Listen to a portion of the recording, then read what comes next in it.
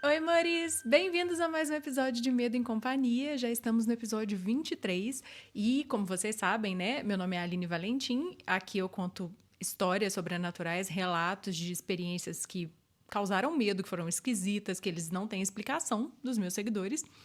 E hoje eu selecionei histórias assustadoras para vocês. A gente tá mais numa pegada sobrenatural, as histórias são mais voltadas para fantasmas, para experiências assustadoras nesse tipo de história. Espero que vocês gostem. Eu fiquei bastante arrepiada lendo, então acho que vocês vão gostar.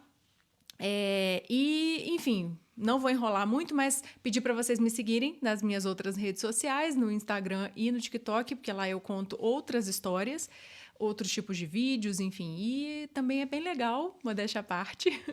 E é isso, gente. Também não vou ficar enrolando muito, não. Vamos começar o episódio, porque, como vocês já sabem, eu não vou passar medo sozinha.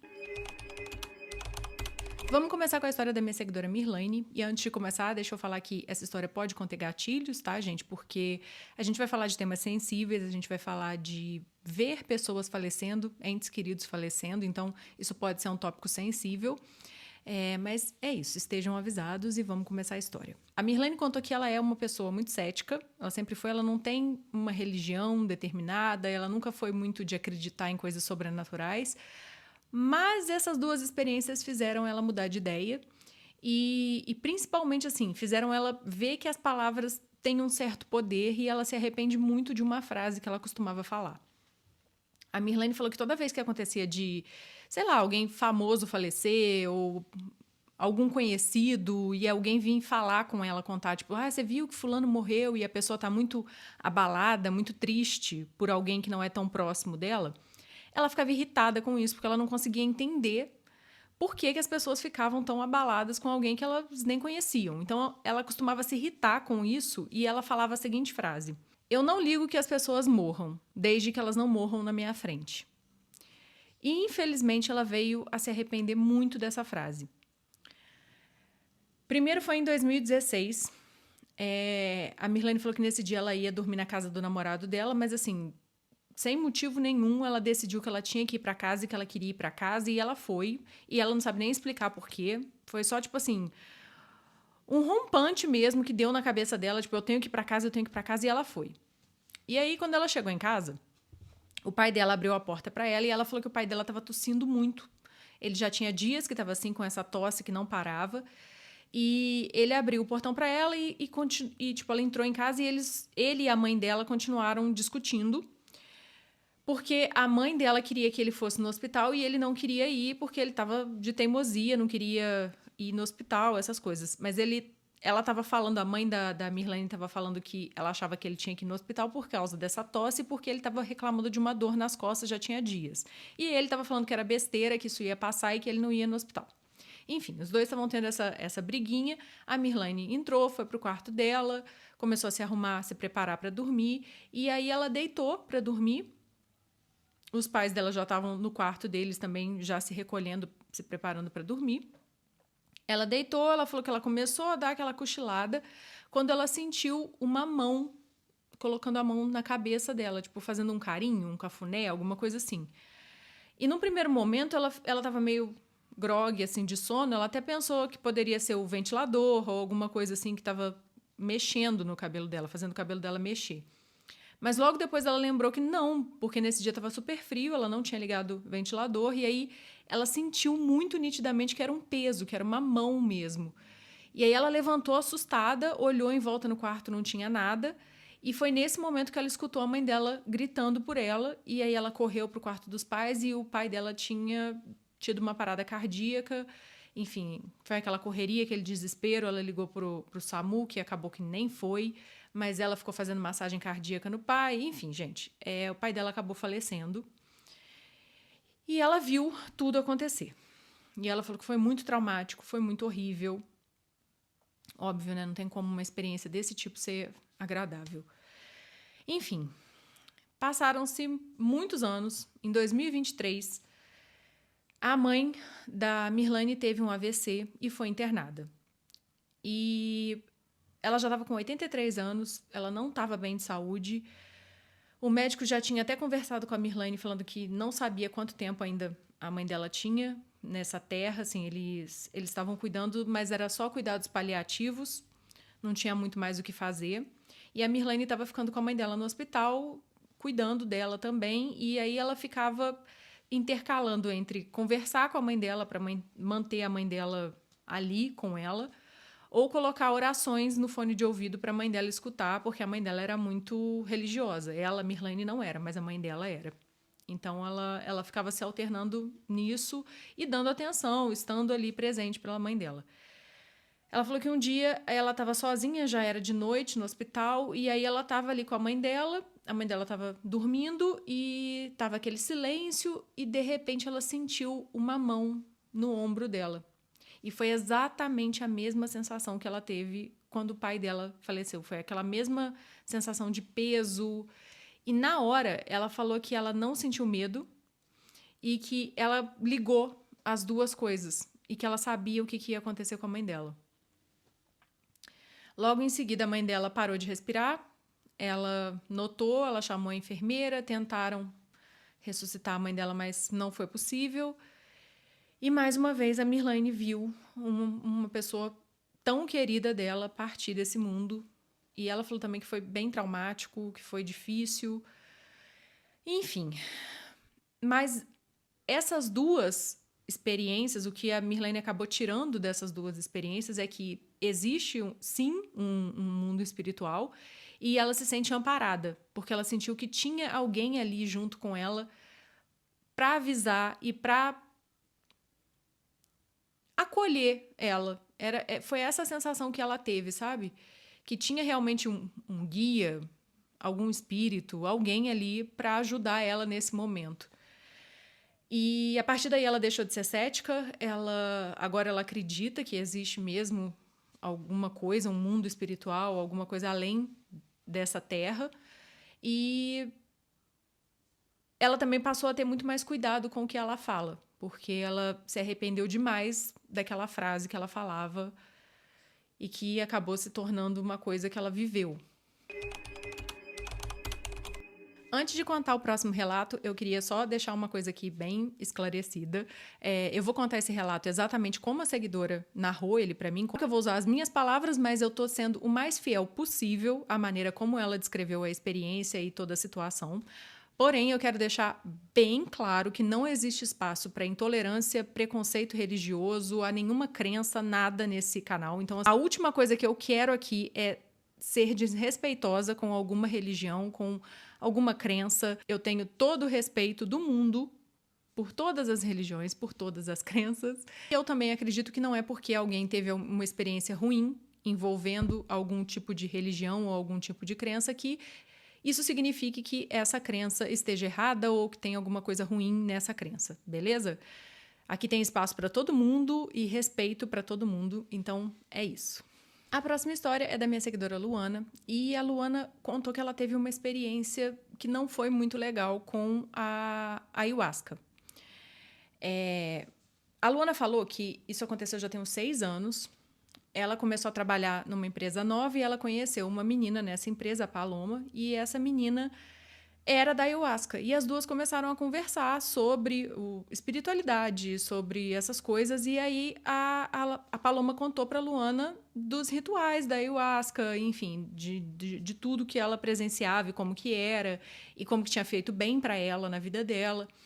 E a Luana começou a ficar interessada, começou a ficar curiosa a respeito disso e decidiu que ela iria numa das reuniões da ayahuasca com a Paloma. E aí ela estava super empolgada para ir, elas marcaram um dia e foram. Só que quando foi chegando próximo do local, porque era num local muito afastado, era tipo uma fazenda no meio do nada, então elas tinham que ir de carro e demorava para chegar nesse lugar. E no caminho, a Luana foi ficando com uma sensação muito ruim, tipo assim, de que ela não tinha que ir, que ela estava indo na hora errada, que ela não deveria estar ali.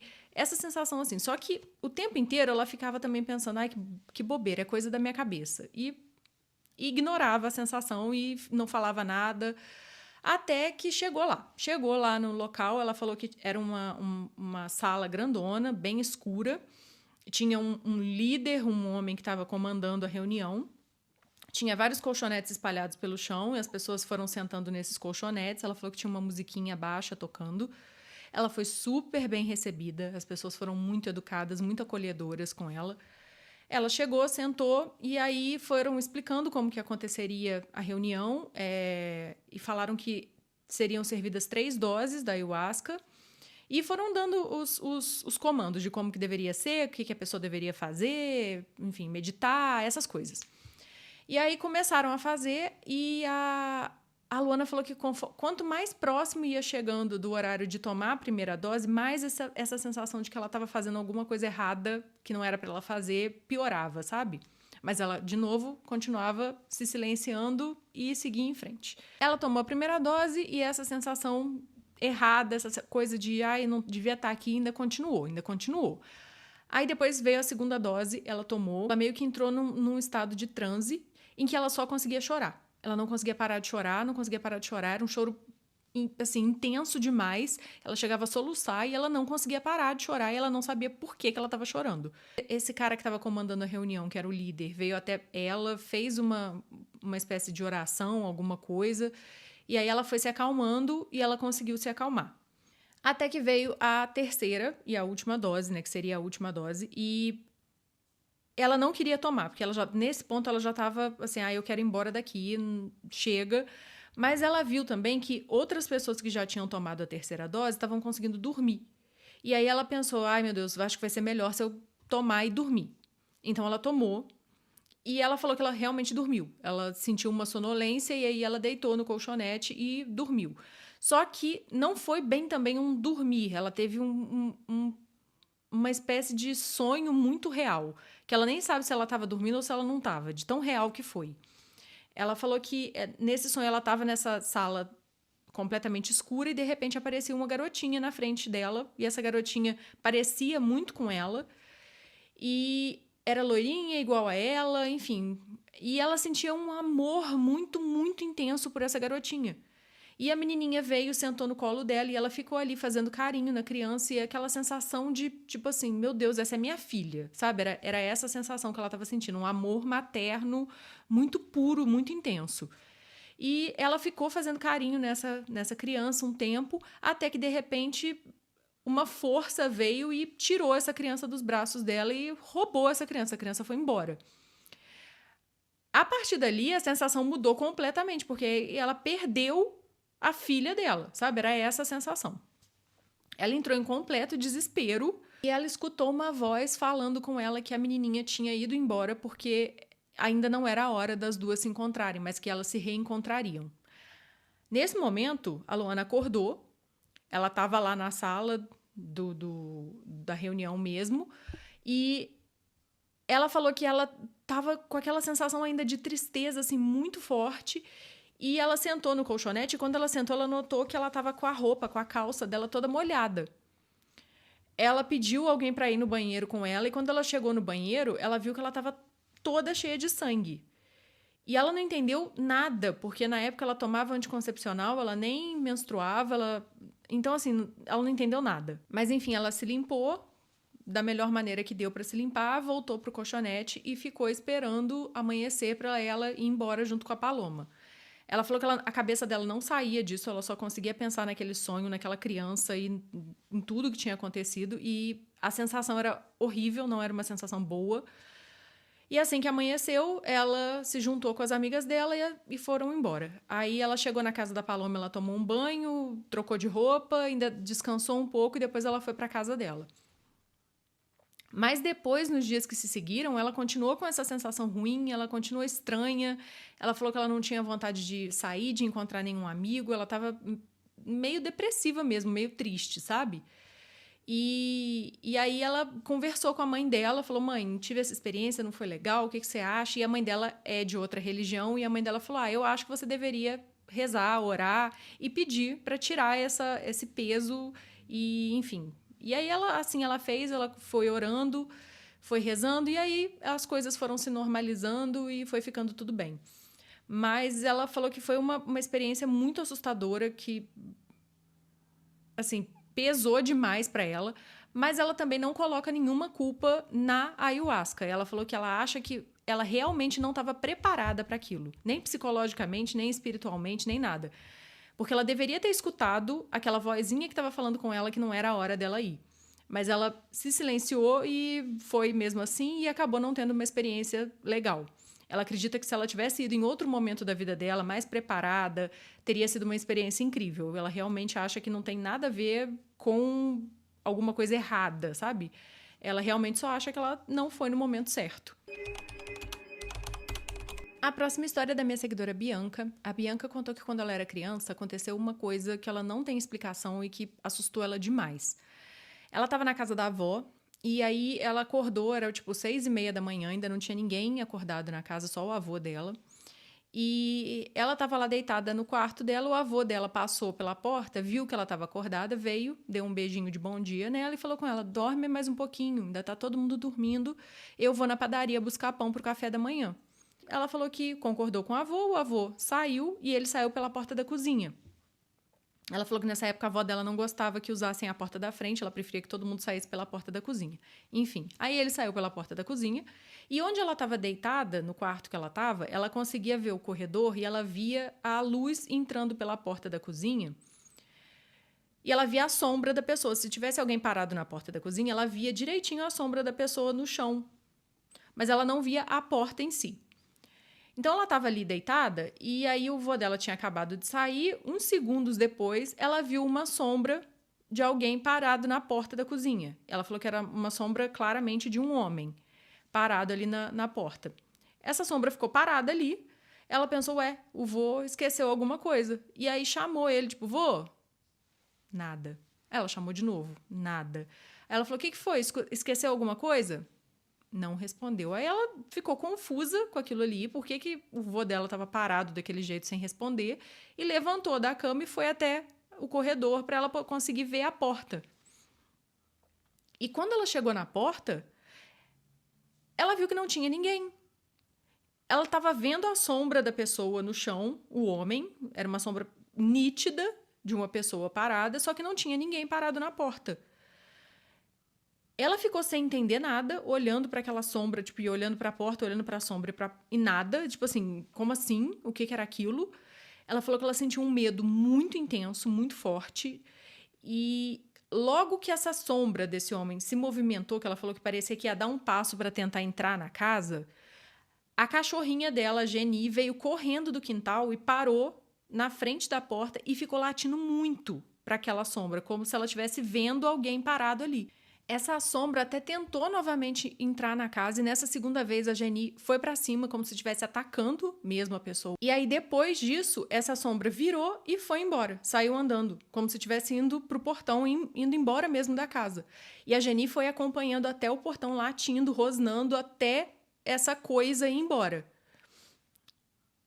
E a Bianca ficou parada ali completamente em choque, vendo tudo acontecer sem acreditar. Ela falou que ela ainda estava ali travada, parada, quando ela ouviu o portão abrindo e ouviu o avô dela entrando em casa. E quando ele entrou, ele perguntou, o que você tá fazendo parada aí? E aí ela contou tudo pra ele, mas ela falou que ele não acreditou, que ele deu risada e falou, você tá imaginando coisa de criança, cabeça de criança, sabe? Não deu muita atenção pra isso. Mas ela tem absoluta certeza em tudo que ela viu e tudo que ela experimentou e ela não tem explicação nenhuma. Ela falou que depois ela até rodou pela casa, porque o chão era de terra, podia ter deixado alguma marca de pegada e tal, mas não tinha marca de nada. Só tinha mesmo das patinhas da Geni. E até hoje ela não consegue entender o que aconteceu, sabe? E ela falou que a Geni era um cachorro muito dócil, ela não rosnava, não latia pra ninguém. E aquele dia ela ficou muito brava, que ela foi pra cima mesmo dessa coisa que a Bianca nem sabe o que era. Mas que ela fica muito agradecida, né? Porque colocou a coisa pra correr e boa coisa não era. A próxima história é da minha seguidora Naira. E a Naira contou que ela sempre foi muito cética. Ela não acreditava em nada, em Deus, em religião, em nada disso. Até que aconteceu uma experiência que ela não tem explicação e que fez ela mudar um pouco de ideia. Ela falou que quando ela estava com uns 14 anos... Ela era essa pessoa super cética, não acreditava em nada. E aí ela tinha uma amiga que era muito o oposto. A amiga acreditava em tudo, adorava coisas sobrenaturais, ocultismo, estudar tudo, sabe? Do esoterismo até tudo. E aí, as duas tinham saído juntas e essa amiga estava com um livro que era de invocações em latim. E aí tinha vários rituais, várias coisas nesse livro. E a Naira, que não acreditava em nada, pegou o livro, começou a folhear e, debochando, virou e falou: vou invocar alguma coisa aqui. E pegou uma das invocações, que era Invocação de Espíritos da Água, e começou a ler. O negócio era todo em latim, ela não sabe nem se ela leu certo, mas enfim, ela foi lendo como estava escrito ali e debochando da situação toda. E a amiga dela, tipo, não gostando, achando desrespeito da parte dela, mas enfim, ela fez isso, fez essa brincadeira e depois as duas se despediram, foi cada uma para um lado.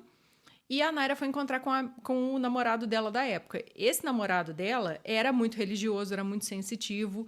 E na hora que ela chegou para cumprimentar ele, ele falou: nossa, tem alguma coisa muito diferente em você, o que você fez? E ela: não fiz nada, tal. Ele: não, tem alguma coisa muito estranha. Você tá com a energia toda diferente, você tá esquisita, parece que você tá com o terceiro olho aberto. Falou assim com ela. Mas ela também não levou isso a sério, riu da cara dele, e enfim. Na hora que ele falou isso, ela até pensou na brincadeira que ela tinha feito com o livro, mas assim, foi só por um segundo que ela pensou nisso e depois ela falou: não tem nada a ver com isso não. E deixou pra lá. Ela ficou ali um tempo com o namorado, depois ela se despediu dele e foi pra casa da avó dela. E aí ela chegou lá na casa da avó, fez um café, as duas estavam lanchando. E a Naira estava conversando com a avó dela, guardando as coisas do café que elas tinham tomado. E aí quando ela virou para falar alguma coisa com a avó dela, ela viu que tinha uma coisa parada atrás da avó dela. A avó dela estava parada na porta da cozinha, do lado de fora da casa, mas de frente ali para a cozinha. E tinha uma coisa, um ser completamente preto, parecia que era feito de sombra mesmo, e estava parado atrás da avó dela, era bem alto, bem grande, e aonde seria a cabeça desse ser era uma coisa cor de rosa, assim, rosa claro, e ela falou que era completamente borrado, o resto era tudo preto. E essa coisa estava parada atrás da avó dela. A Naira falou que ela gelou, ela congelou, assim, de medo, ela não conseguia fazer nada, ela ficou ali parada, porque ela nunca tinha imaginado que ela ia ver alguma coisa assim. E ela virou pra avó dela e falou: vó, entra na cozinha, vem pra cá, vem pra cá. E a avó dela ficou assustada com a reação dela, porque tava dando pra ver que ela tava completamente apavorada. E a avó dela entrou na cozinha perguntando o que houve, o que aconteceu. E aí ela contou o que ela tinha visto pra avó dela. Mas a avó dela ficou achando que era o pai dela, porque ela falou que o pai dela era muito alto, que o pai dela já tinha falecido, que provavelmente era ele que estava ali atrás dela. Mas a Naira não tem tanta certeza, não. Ela não ficou com uma sensação muito boa dessa coisa, não. Mas, ao mesmo tempo, também, ela não tem nenhuma explicação, porque ela não sabe o que foi aquilo que ela viu. Falou que do mesmo jeito que ela viu essa coisa sumiu, e aí ela não tem nenhuma explicação. Ela nunca mais falou disso com a avó dela, mas recentemente as duas estavam conversando e ela falou: vó, lembra daquela vez, tal. E aí a avó dela falou que lembrava sim, e que anos mais tarde também ela tinha visto essa mesma coisa na casa. E as duas não fazem ideia do que era aquilo, mas assim, o ceticismo da Naira acabou caindo por terra, sabe? Porque ela viu que realmente existem outras coisas que a gente nem imagina, e que não dá pra ficar brincando com isso não, que é melhor deixar quieto. A próxima história é da minha seguidora Miriam. A Miriam contou que isso aconteceu quando ela tinha 6 anos, e nessa época ela morava numa fazenda que ficava bem afastada, com a família dela toda, com os pais, os irmãos, os avós. E no dia que isso aconteceu, ela estava com a avó, ela e o irmão dela tinha 2 anos de idade, ela tinha 6, e os dois estavam com a avó. Os pais dela tinham saído e o avô dela também tinha saído mais cedo porque ele tinha ido pescar. Então, estava só os dois com a avó na fazenda. Quando chegou de tarde, mais ou menos, a avó dela chamou os dois e falou que tinha que ir numa vendinha, porque tinha uma vendinha próxima a essa fazenda, onde tinha um orelhão, e elas iam até lá para poder ligar para os parentes, porque eles não tinham telefone em casa. E aí ela chamou os dois e falou: vamos lá na vendinha com a avó que ela tem que ligar para a tia. E aí os dois foram. Quando elas estavam chegando perto dessa vendinha, tinha uma estrada que era reta e lá no final tinha uma curva. Essa curva era bem perigosa, sabe? Já tinha acontecido vários acidentes ali. E da vendinha dava para ver essa curva. E quando eles estavam chegando perto dessa venda, eles viram que lá nessa curva estava parado um monte de carro da polícia, carro do resgate, coisas assim. Eles olharam aquilo, mas não deram muita importância, pararam na vendinha, e aí a avó da Miriam foi fazer a ligação no orelhão e os dois ficaram ali correndo, brincando pela vendinha.